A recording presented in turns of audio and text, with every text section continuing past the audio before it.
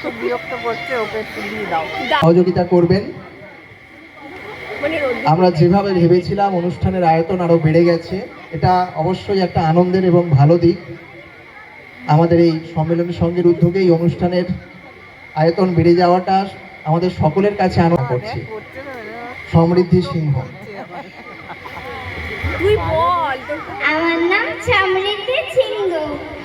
ছুটি কবি রবীন্দ্রনাথ ঠাকুরের ছুটি কবিতাটা পরিবেশন করবো আপনাদের সামনে। মেঘের কোলে রোদ হেসেছে, বাদল গেছে টুটি, আজ আমাদের ছুটি, ও ভাই আজ আমাদের ছুটি।